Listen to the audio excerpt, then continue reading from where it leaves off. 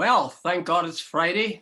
That used to have meaning for me, but it doesn't have really much meaning anymore, except that I meet with Pat McGart. How are you, Pat, this Morning, morning? Jude. Good. Grand. It's good. Jude, the weather update here is absolutely stunning day here Yeah. today. It's Well, hitting double figures already in the old temperature. we have a lovely day here too, and yesterday as well, for that matter. But Superb. to come back to that question, do you find in retirement that Friday makes any difference to you? At the Not really. weekend? No. The only thing I think I notice is the late shows on a Friday night. There used to be in Derry, Jude, Dennis Bradley, who was well known there, used to say he used to know the days of the week when the days the journal came out. Tuesday was the small journal, which was the tabloid, and on Friday it was the broadsheet. So he used to knows the days of the week when the journal came out. See, when you're retired, Jude, another nice thing about being retired, Jude, Monday morning. Well, Sunday You night don't. actually is even better because Sunday night Well, is the time that I used to spend. knowing about 8:30 or 8 o'clock when when the alarm used to go off, and after you've been at work by about quarter past 9, suddenly now you waking up at 8 o'clock and you say, just turn over. That's true. But there's It's a a price for lovely feeling. everything, Pat. Come on, there's a price for everything. You're Yeah, missing but out on the hey, mainstream ju- of life. I don't miss Monday mornings at all, not at all. I mean, I don't think there's much. all. What I'm Uh, saying is, all taken in for all in all. uh, You've Monday mornings and everything else. You've got uh, other compensating factors with your colleagues and seeing mm, people and absorbed in your work and uh, being a but productive member of society, Pat. Have you no uh, conscience for God's sake? not in the least. Monday mornings to me are sacrosanct. On a wet Monday in sort of December or January, Yeah. and it's cold and it's icy out there, Uh, and all them poor people who have to work for a living are getting up and getting their kids to school and getting out, uh, and you just turn over in a warm bed. God, Jude, you think there is a God? you're essentially saying you're against life. You just No, want to Jude, lapse hey, into hold on. Hey, unconsciousness. many's a day, hey, many's a Monday night or whatever, and I'll have a nice dinner and open a bottle of wine and sit down. I am totally enjoying my life. You don't kid yourself. Okay, enough of this personal revelations. Let's look at what's been appearing in the papers and in the media this week.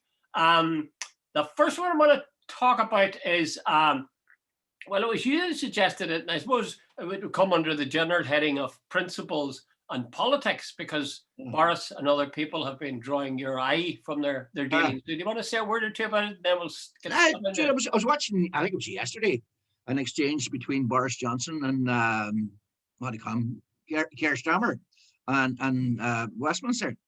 And it seems now that the Tory party are right back up again on the old sleaze. Uh, Dyson, the vacuum cleaner manufacturer, uh, uh, seems to have got Boris's ear to fix a tax problem. Boris is, as usual, playing it that he was doing the right thing by the public in regard to ventilators and was fixing this tax Yeah. as the thing for Dyson. It just so happens that Dyson is a massive contributor to the Tory party. He's got a massive contract from the Tory government.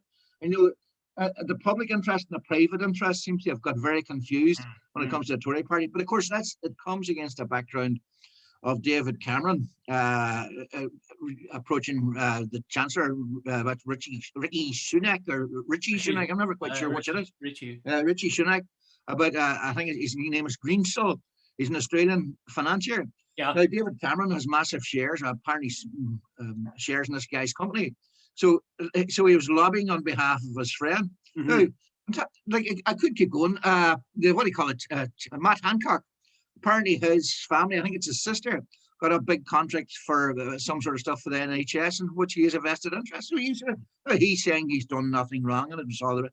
But it's just one item after another item after another item. You mentioned something to me about Leo's phone. What was that? Leo's phone, Leo Varadkar's phone. Remember the leak about during the negotiations for the pay deal for doctors? Oh, yes. Leo Varadkar apparently leaked information to a rival organisation.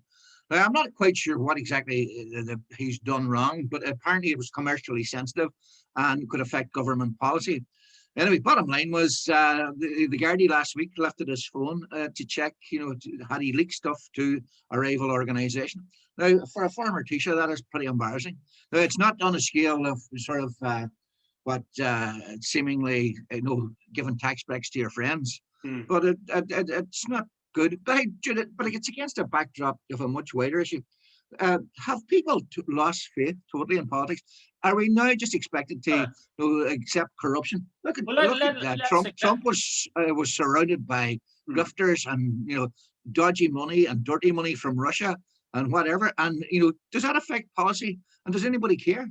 Well, I think you raise a good point. If we look very briefly at each one of those, Boris and his call to Dyson and his sort of promise that they wouldn't, or he got the request that they wouldn't be taxed at a proper level if Ventilators. they came in Yeah. and made these ventilators. Mm. And Boris gave more or less a green light to that. As it happened, they didn't actually get to have a contract for producing Yeah. these ventilators, so it was a theoretical thing. If we look at Cameron and Greensill, Mm. what was it again now that he said? You said that it was. He got in contact with to give to sort of give favourable terms for Greensill. Greensill had, by the way, had been a member and advisor to Cameron. Cameron has shares in his company, and he was looking for sort of the government to give Greensill sort of work, and Yeah, this was when Cameron was in office. Is that right? Yeah, yeah, yeah. yeah. Did he give them favourable terms? Well, it looks like he did. Yeah. Mm. But Boris Johnson, you see, Jude, there's all sorts of games, or it looks like all sorts of games getting played. It looks like Boris has called for an inquiry or set up an inquiry into this, what's going on with Greensill and all. Yeah. And apparently, what's happened there is that he hates Cameron, and this was an opportunity to get back at Cameron. Yeah. But he looks like he's overplayed his hand because now, and I think today, is it today or yesterday, there was 3 papers, the Telegraph, the Times, and the Sun, saying Dominic Cummings has been leaking about Boris, and so it's now Boris has opened a Pandora's box because somebody's leaking now about his corruption or alleged corruption. Well, I sort of accept the finger that's being pointed at these various people, but to be honest, maybe I'm just jaded. I'm not at all surprised, really. I also see a certain amount of danger in us scrutinizing every move under a microscope that every politician makes to see is there any trace of sin in this particular case. Politics is a pretty dirty business. It is a dirty business. It's certainly a rough business. And I just think you can, I don't know, did you see that little clip? There was a clip on from Newsnight, and they were interviewing a guy about what was it about? It was about, yes, China and human rights in China. Yeah. The American professor. Yeah, and they asked this American professor, did he think could they get China to observe the rules or to go easy with the pollution? And where did human rights come into this whole equation? Well, by God, the American professor just, in the most civilized way, tore the interviewer to strips by pointing out that if you're going to focus on human rights in China, you're going to ignore all the lack of human rights in the US. You're going to ignore all the foreign wars that the US and the UK engaged in. And this forever focusing on the sins of others when there's sins all over the place, enough to go around. I'm a bit of a cynic, Pat, to be honest with you. And I'm going to quote you Machiavelli now. Machiavelli was the guy, as you know, wrote The Prince. And that was advice to the end justifies the means. How to do it. Yeah. He says, the qualities of the ideal prince, according to Machiavelli, include ruthlessness when necessary, the ability to inspire respect, military expertise, and a willingness to set virtue aside. Now, that goes further than I would, but I would turn in a way a blind eye to a degree of chicanery, a degree of villainy, if the guy doing the job did a job that benefited the people of the country. If he's some git that's in there, loading his own pockets and still being an ineffective ruler, I would say kick him out or put him in jail as quick as you can. Well, and then in that case, you look at Putin. I was listening to a documentary on RT Hmm. maybe 3 years ago, and one of the Yeah, people interviewed was a former Irish ballet star, a woman. She yeah. had been in Russia, and she said, "Okay, look, I know Putin's to use Joe Biden's term, a killer, but he sort of got the trains running time." She said prior to Putin taking over, civil servants, some weeks they got paid, some weeks they didn't. There were all sorts of things going wrong in the government and the police now. So Putin takes over. She says everybody gets paid on time. Government works. It works for everybody. It was restored pride and all the rest. But look, what is he got? Is it Sinelzi, the guy who's they reckon he's dying now? Like he was poisoned when he came back. Hmm. He was put into jail in a rough jail. Hmm. Anybody who protests on the streets is nearly arrested. There's total lack of democracy. Jude, where do you stop? And to use, I'm going to use this against you. That sort of thing. I was told one time by a member of my own family circle, it takes a bit of a sort of a rogue to run a country. So if that's the case, why don't we just bring in the mafia? No, I don't buy this theory that it takes.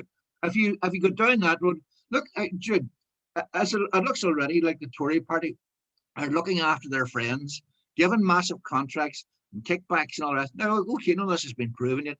They've all said we've done nothing wrong.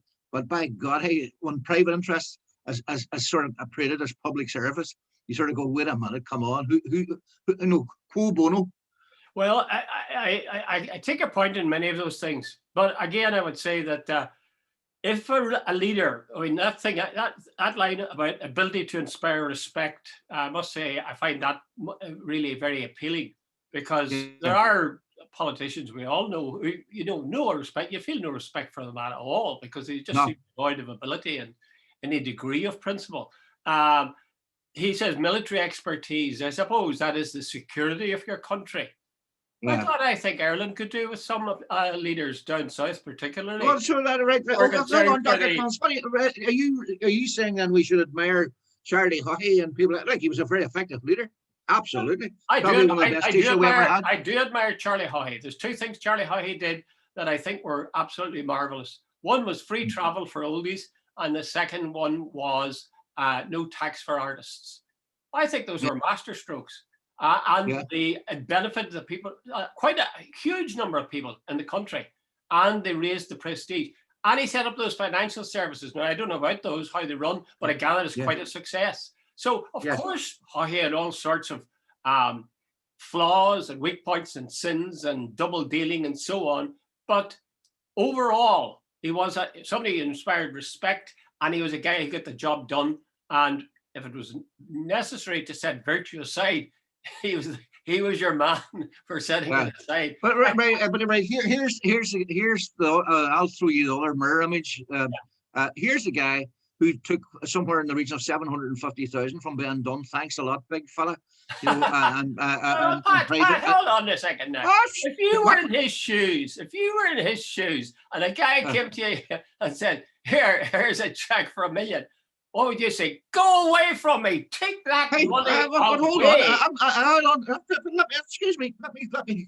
And then what was the other one? He put me off there totally. What I was going to say. What was the other crop thing he did? It doesn't matter now. It was you just. Well, I had a mistress. Hey, something. Hey, if you ever were in New York, we wouldn't need to get Al Capone because Jesus, you should admire these people. I'm surprised that a man I'm of just your saying, standing come on, and moral rectitude has answer such a my lax charge. attitude to Oh, morals. come on, put yourself in Charlie's shoes. You're a politician. A guy comes up to you and says, "Here's a check." What are you going to do? Would you not Hey, take it? Jude, let's Would you well, not you take it? put it like this, Jude. You shouldn't take it. But You would know, you take it? that's not the point. You shouldn't take it. Like in other words, Ben Dunn may as well have been sitting at the cabinet table yeah, when he had bought the Taoiseach of the country. And when you start them down that road, Jude, where do you stop? In other words, the rich can buy anything, including power. But they do. The rich do buy Yeah, everything, but I'm including power. saying we They should do. be kicking and screaming against that rather Well, than saying, nah, well, look, that's the way the system goes. I'll Every tell you time you get a something. chance to kick somebody for doing this, you should. Well, my view would be that it shouldn't be so much that shouldn't be allowed to give politicians a certain, big sums of money. Although I agree, there are bad things about that. But I'd ask the question, why the hell has this guy got so much money in the first place that he can give away Yeah. $1 million? Should we not be working out a law where you would put a cap, some kind of cap, on the amount of money that people can amass, starting with I, like Bill Gates and all I, the but rest? Richard, go back to Charlie High, right? Remember Garrett Fitzgerald?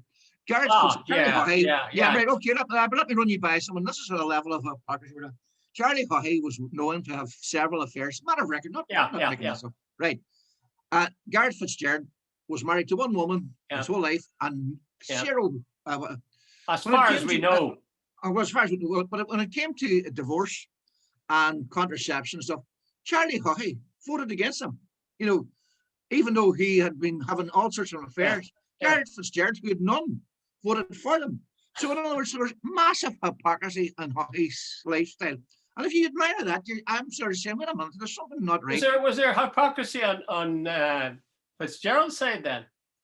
No, the hypocrisy was hey, if you're out having There's a sex with clash there too, isn't a there? woman who's married to a well-known personality every second night, and then you then vote against, you take this crusade against divorce. No. That's those are two that's what different Charlie things. High did. That's exactly All what he right, I did. know he did. But they're two different things. One No, is they're not. the question of divorce. The other is being faithful to your wife.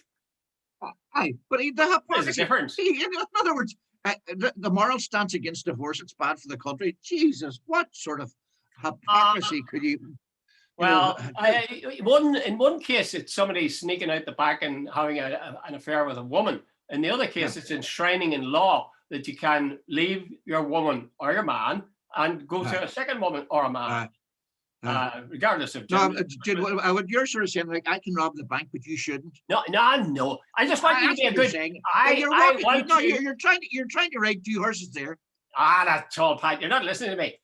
I'm saying what we need are effective rulers, not Boy Scouts. It really drives me crazy. What we need are moral leaders of people of rectitude. We don't need thugs and no, cheats. We don't need thugs, but we don't need saints either. We're politicians. Yeah. All of us are sinners, Pat. Even you're a sinner, Pat. Speak for yourself. Right? No, I'm speaking for you. And when you come to admit your humanity, your weakness, Pat, that's when you'll be able to identify with the rest of us and choose the right politician. I'm deadly serious now. I'm not joking now. See this thing. We need a rogue to run a country. No, not a rogue. I think if you buy that, we're on a real slippery. So in other words, where do you stop? Where's the moral line? What line? Where's the line that you set that don't cross that? Where's the red line? Well, where you can cheat on take money out of the bank from enrich your friends, give contracts to big business, steal from, put money in the Swiss bank account from the public purse. Where do you stop? Well, my first question would be: is this an effective ruler? Does he do a good job in governing the country? It wouldn't be a question of what's he doing on the side, what's his moral life like, etc. Okay, stop on that one, Pat. That's enough of that now. We've examined enough of this. Hitler got the trains running on time. Great. Go on ahead now. Okay. As you know, these Zoom chats are absolutely fabulously popular, but they are getting a bit long. Okay, second subject, Stephen Donnelly. This was on a Breaking News Ireland website. You'll see it if you Google for it. Yesterday, and it is about this. He said that the EU Commission have mounted a legal challenge or bringing a legal case against Astrazeneka, who haven't delivered on their promises, and that's certainly a matter of record. Now, the catch with that is that the health spokesman, Stefan de Keersmaker, for the EU, he says he says exact words where no decision has yet been taken with regard to the legal actions. Well, that's it sounds like a question of time. Personally, I'm amazed that there be any doubt about it. If you sign up to a contract to deliver something and you don't deliver it, you've broken your part of the bargain, and there should be penalties. Simple as that. But then I suppose the EU, in a way, has got the revenge in already, haven't they? They have continually talked about, even Angela Merkel in Germany, about the danger of these blood clots, and let's hold on to this for so on. Now, if you look at the number of blood clots, your chances like of getting these blood clots if you're injected with AstraZeneca, they're absolutely tiny. You're more likely to be hit by a bus than you Yeah. are to get blood clots. But I think the EU has really deliberately talked this up so that in most people's minds, AstraZeneca is now connected in their head at some sort of subconscious level with the idea of getting blood clots. Yeah. Even in mine, and I've just had my second shot last week. My good lady wife, my present wife, is going for her second shot today, and it's going to be AstraZeneca. So I'm certainly hoping they aren't going to be bad. But what is it, Jude? AstraZeneca have given out 6 million doses, and apparently, if I remember correctly, there's been 8 cases, possible cases, and they're not proven. They said you're much less be kicked by a donkey, to death than you would, and your chance of getting kicked to death by a donkey is very, very slight, I would think. Especially if you live in downtown Manhattan. Exactly. So there's that. The thing, Jude, getting back to your initial point, apparently, Donnelly, I was listening to the Taoiseach, Leo, the aforementioned Leo Varadkar yesterday. He was on RT, and from what I could gather from the tone of it, the EU have asked various governments to sign up to agree to sue AstraZeneca, and the Irish government has agreed to sue them. Now, whether they go ahead with suing them, apparently there's a discrete procedure, and the EU are, and within the contract, there's some sort of procedural thing where they can go and meet the company and say, right, sort this out. Yes, that's right. But if they don't, so it's basically Ireland, as far as I understand, has agreed to sue AstraZeneca if the EU decide to go ahead, and that could be in the next couple of weeks. Well, I certainly hope they do, because it's not simply a question of breaking a contract. By breaking the contract, I think that costs lives. Absolutely. It probably costs thousands of lives if you think about it over the world. Now, there's what I call immorality in politics. I mean, that's serious immorality. That's the kind of thing that really is just driving a coach and horses through the welfare and even the life of people in so many countries. And nobody. If you met the chairman or the CEO of AstraZeneca, you wouldn't say, "Oh God, what a brute that guy is." Somehow or another, in these guys, as long as they're big enough, they somehow manage to maintain this respectability. Absolutely. Facade, really. Jude, as you pointed out, I think it's the Stephen Collins' article in the Irish Times, where he's saying that the EU, despite everything, is now sort of more solid and is catching up. Well, that's right. On Britain and America. And he says, when you look at what's going on in Britain and you look what's going on in America, I think the cops shot another black man last night. This whole race thing, is basically what he was saying. Look, for all its faults, the EU is looking increasingly solid. The uniformity between the 27 countries looks far better now. Britain looks like it's got massive problems. The Johnson government, between Scottish independence and the sleaze rows and all sorts of things going on in the background, and the protocol between Northern Ireland and the failure to get Brexit sorted even yet. And in America, Jude, I don't know, the disparity between the rich and the poor is ridiculous. Jude, as I think we mentioned last week, there's a guy, I can't remember his name, but he got as recompense. Salary last year was 200 million, which is 4,000 times the average worker's salary. Now, there's something seriously wrong with that. So anyway, Jude, the bottom line of it all is the EU, when this is all over, might actually come out stronger than it went in. Well, that's true, because you see, Britain, and I take off my hat to them, they do seem to have done a good job, by and large, the UK, in rolling out the vaccine and doing it quickly. But I keep in mind the fact that they were talking about people being inoculated. One jab, wasn't two. It wasn't two. There's relatively few, not few, but they're quite a way behind. I mean, a lot of ground to cover still until they get everybody with their second dose. And the other thing as well, back to yours as well, like the EU were very careful at the start about, the sort of the background to these medications. Britain, Boris Johnson, I think, as should be pointed out, Boris Johnson gave these companies immunity that if anything went wrong, they wouldn't be held responsible. The EU didn't give them that. In other Yeah, words, if turned out Jude, my that program, what do you call that? Thalidomide. yeah. My program called the midwife on last Sunday night. It dealt with the issue of thalidomide. You know. Yeah, yeah. Like it's a very difficult call that actually, because What do on you the mean? one hand, Boris pushed on, and Yeah. as a result of getting those out, even the first vaccination out, the first jab, that I believe that saved an awful lot of lives. But he Uh, hadn't done very much. Hadn't done it very well up until that. Now, but I give you the end once he got yeah, running. and you Yeah. see, he But got lucky in a he got way. lucky. He got lucky, exactly. He got lucky because the vaccines that he allowed to be distributed didn't have, for the most part, as far as we know, didn't Yeah. have side effects that could be Yeah. shocking in the line of thalidomide. Mm. Whereas the EU, in a way, did the right thing. They said, let's be cautious about these things, let's make sure, Yeah. and so on. And you could argue that as a result, that caution was costly. But anyway, Yeah.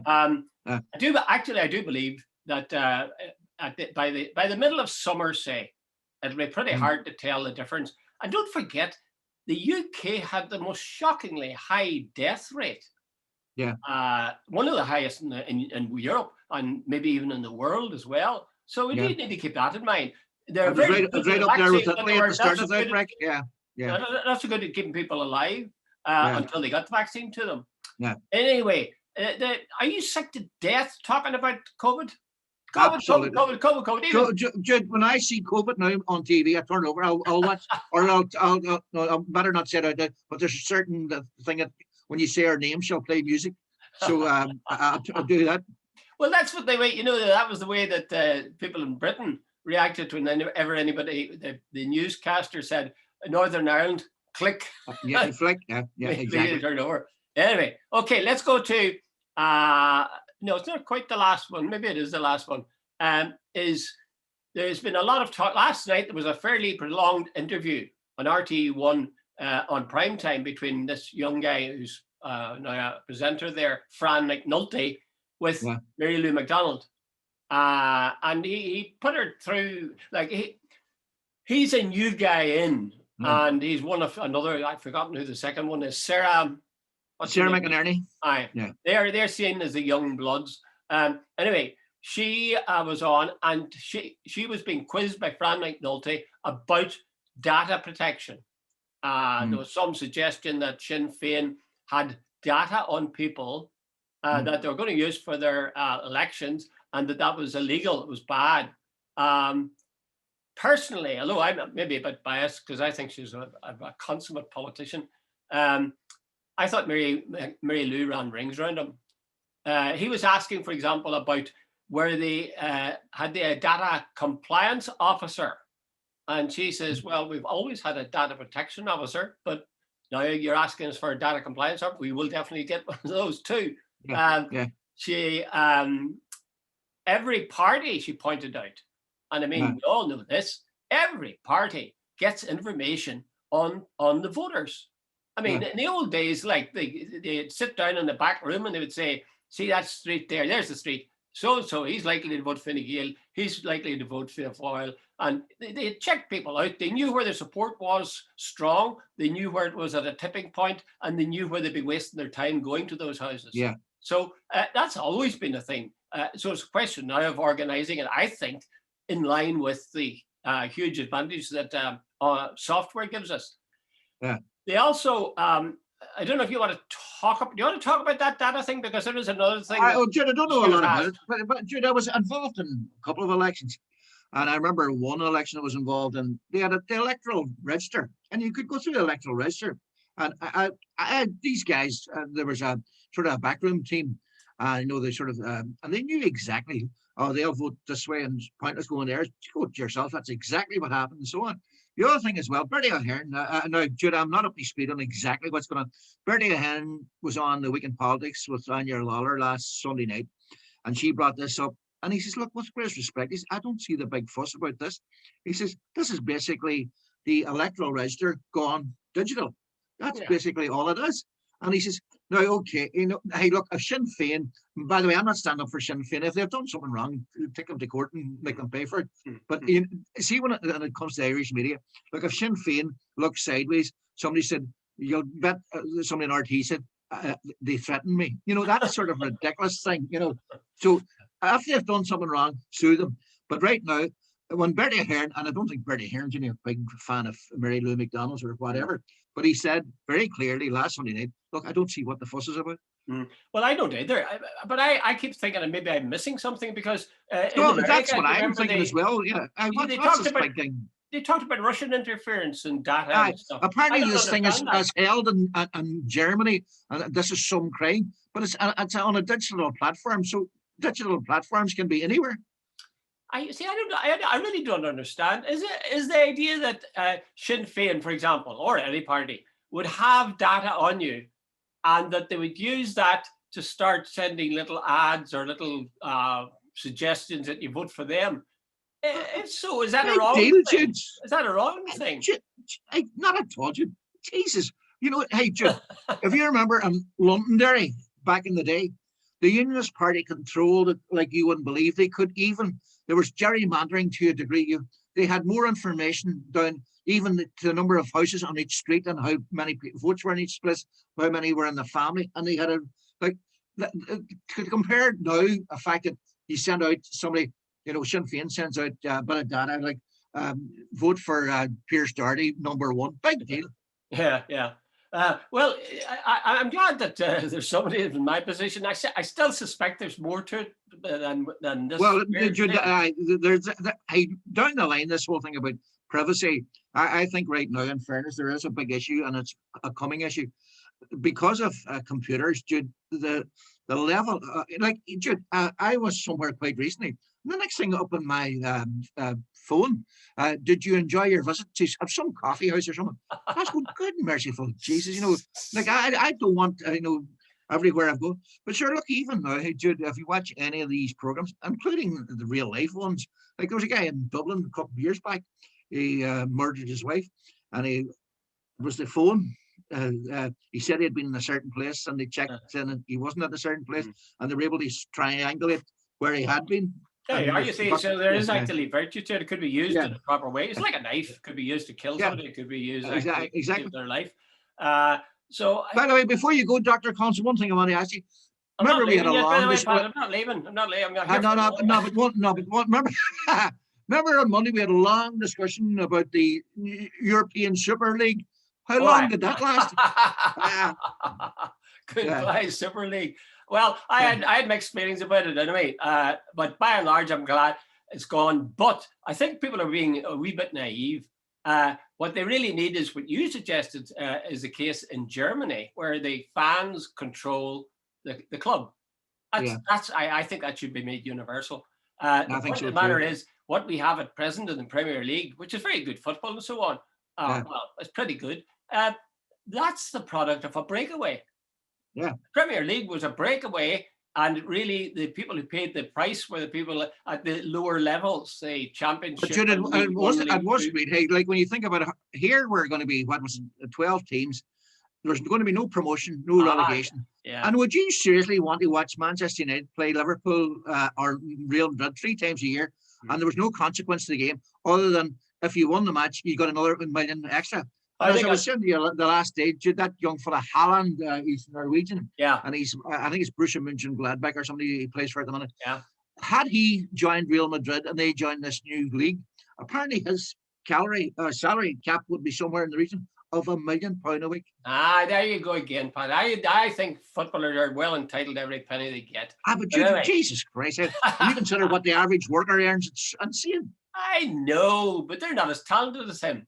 Okay. Yeah. Last question, not the last question, but well, near enough the last one. It's still with this Mary Lou McDonald interview on prime time last night. She was asked about apologizing for Mountbatten's death. Yeah.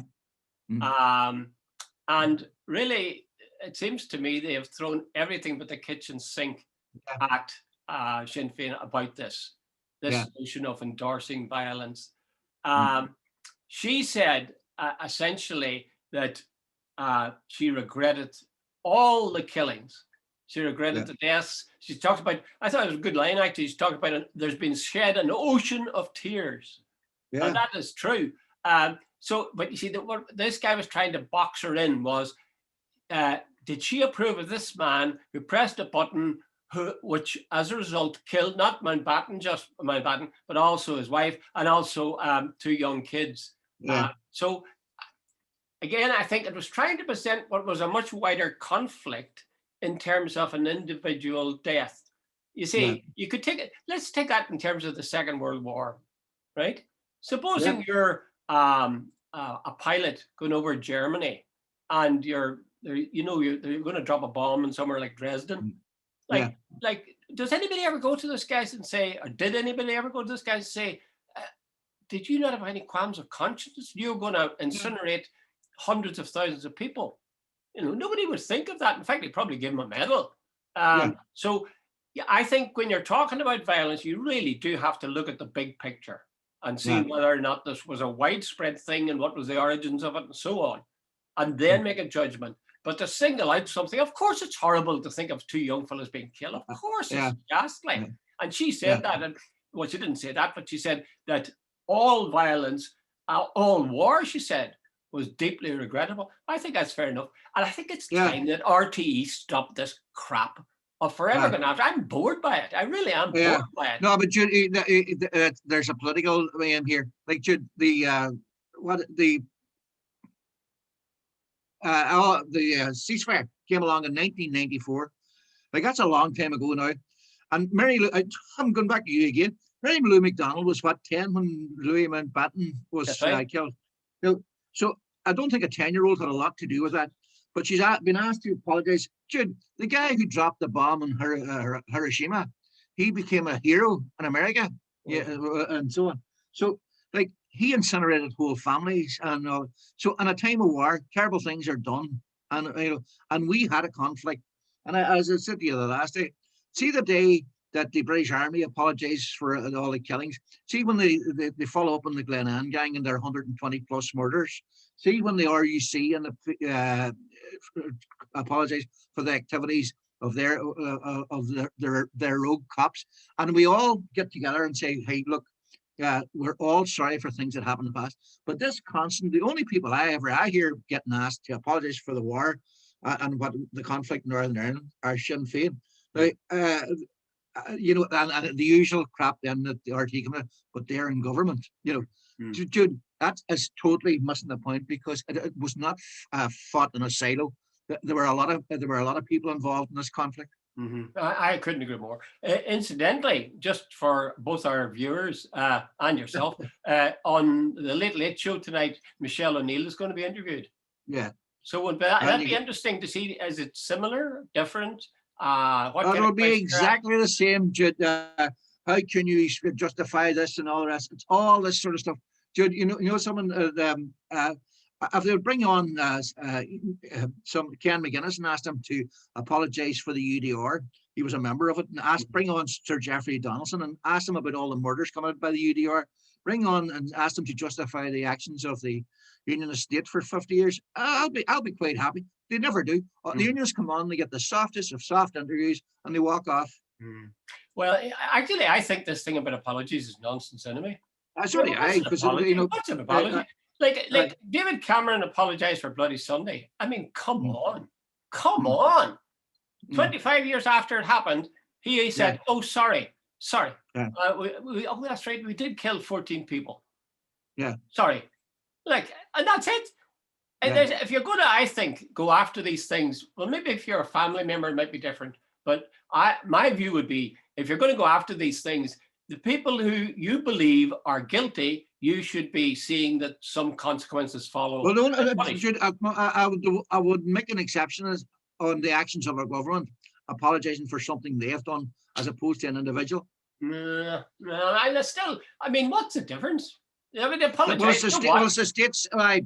The state used all its power and influence to claim that these people on Bloody Sunday were gunmen and bombers, and that was justified in killing them, and they smeared them, and he apologised for that, which is I think slightly different. Pat. See, when David Cameron said, "I'm sorry," or "We apologise," should never have happened. Do you think he meant that?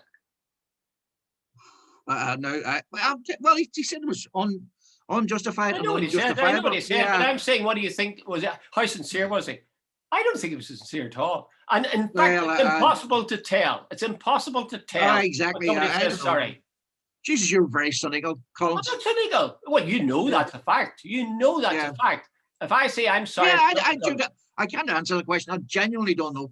Were they just words from a British Prime Minister, or maybe when he looked at it and says, "Look, this is terrible." But by the way, here's the point. I'll give him credit for this. He said them. Well, I suppose it's something. And I know people cheered in the Guildhall that day, but Yeah, I was there and frankly, I cheered too. frankly, if one of my loved ones had been involved in the death, it was one of the people killed, I would find it very hard to be settled with But that. Jude, in fairness, I think they didn't forgive him for the murders. They plotted him for the acknowledgement. Mm-hmm. Well, there's still some of the families, I think. Oh, there's still some far well, from happy. Yeah, yeah. I can understand that. Okay, well, we'll have to end on a light note, Pat. And I'm trying to think of a light note. And one of the light notes was I'm going to advise people what to watch this weekend. I think I asked my wife to check it out, and I think it's More 4 as a channel. More 4. More 4. The first I watched last night again. The first episode of Cheers. Aye, Jude. Way back. It was fascinating to see how young Ted, what's his name? Danson. Danson, how young he looked. And the little blonde one that sort of was, she was phased out halfway through it. But it was actually quite stagey, you know, and the acting, you know, the little cynical one that Rhea Perlman. I can't remember, but she was played by Rhea Perlman. Aye, that's right. Yeah. Her entrance, it was like an entrance on an amateur drama society production. She came on, she overacted.